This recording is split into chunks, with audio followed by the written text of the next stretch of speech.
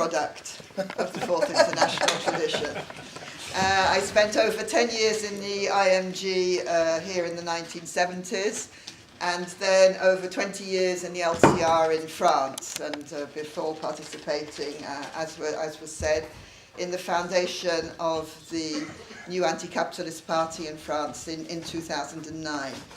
However, being of a different generation from Jane, I'm sorry, the first international marking event that I remember is not Suez, but is the assassination of Kennedy, when family mourning was decreed for 24 hours because the one of us who had been elected US president had been assassinated. One of us being Roman Catholic Irish, of which my family comes. Anyway, but what I would add to why I'm convinced that I made the right choice and have stuck with it all this time is because I came into politics also as a feminist. And I think that our tradition has been the one that has best understood and made a coming together of revolutionary Marxism and feminism. And of course that stems from that period of the 1960s. In fact, the date that is often given for marking events in the US, in France and in Britain is in fact 1970.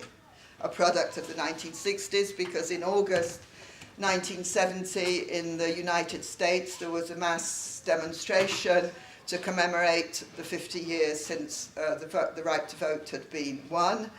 In France, on the same day, in solidarity with the American movement, was the placing of the wreath for the wife of the unknown soldier on the tomb of the unknown soldier under the Arc de Triomphe.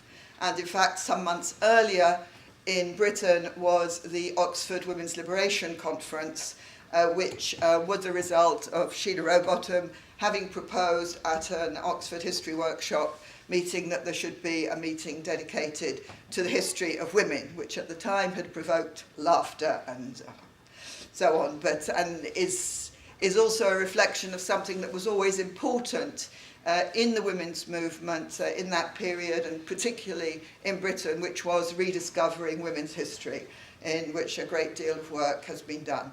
Of course, the women's movement was not developing just in those three countries, or even just in advanced capitalist countries, because we could cite many, many small groups in Latin America and in other parts of the world. The development of the women's movement in India in the 1970s, where there was also an Indian feminist magazine that was published here in Britain as a relay of that in the 1970s, or the participation of the feminist movement in the Iranian Revolution in 1979, until their hopes in that revolution were unfortunately disappointed. So, of course, the context in which there was the rise of the women's movement, Jane has already touched on this. There was the objective social and economic situation of the post-war boom, the massification of higher education, so women's access to that, but also technological developments, very importantly, of course, for women, contraception, but also quite simply the fact that washing machines, fridges, and all sorts of other things actually relieved the domestic burden on women.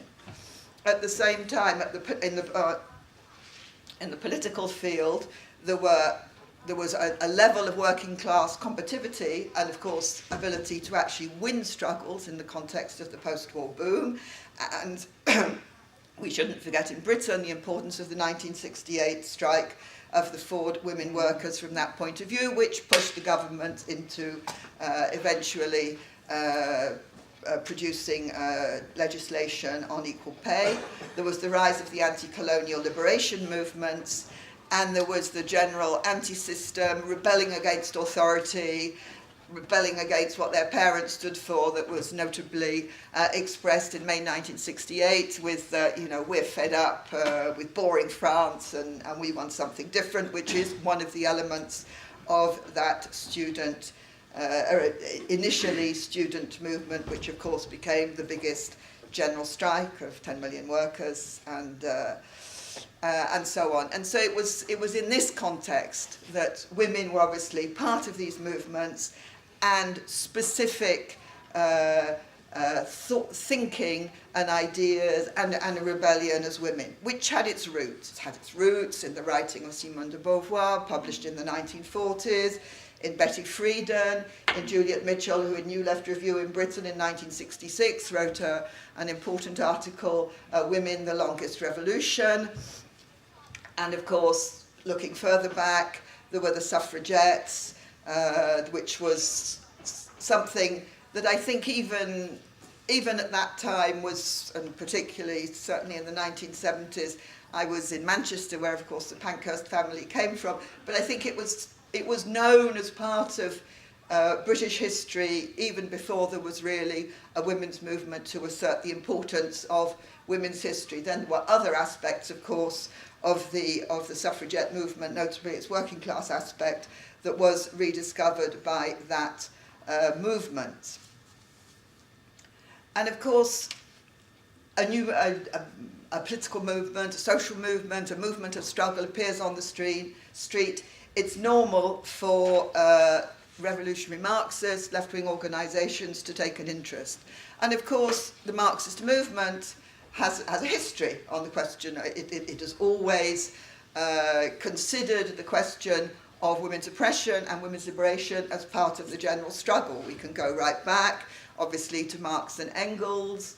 Marx quoted Fourier in saying that you can assess the level of civilization by the level of the situation of women. That was originally said by him, taken up by Marx. Engels continued the work in writing The Origin of Private Property, the Family and the State. So it's quite normal. It was even for the Marxist movement to turn to this movement and to consider it important, and to use its tradition and its history of the Second International, Clara Zetkin, Rosa Luxemburg, of the experience of the Russian Revolution, Alexandra Kollontai and others, and of course Trotsky himself, in his important work Revolution Betrayed, had devoted a chapter to the question of the family, which obviously concerns in first place the situation of women. So from that point of view, it was expected, it was normal that left-wing organisations should respond to this rise of women's struggles.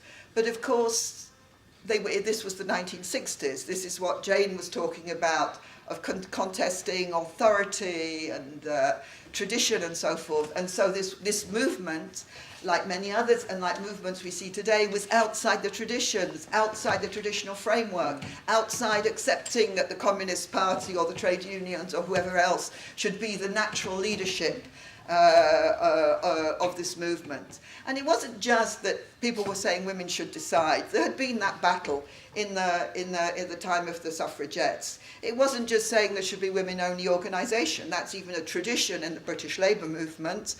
And we had women-only trade unions, or the women's sections in the Labour Party.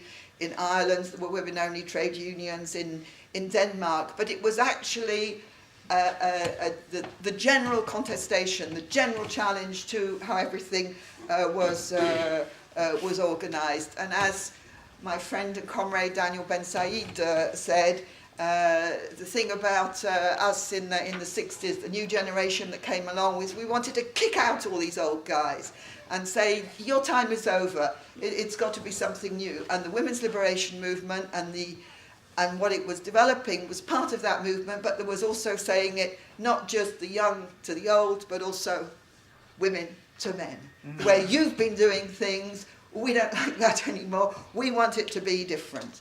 And so, as I said, revolutionary organisations, they respond to social movements. It's their lifeblood. If you want to act, if you want to intervene, if you want to change, then of course you have to look at what's happening.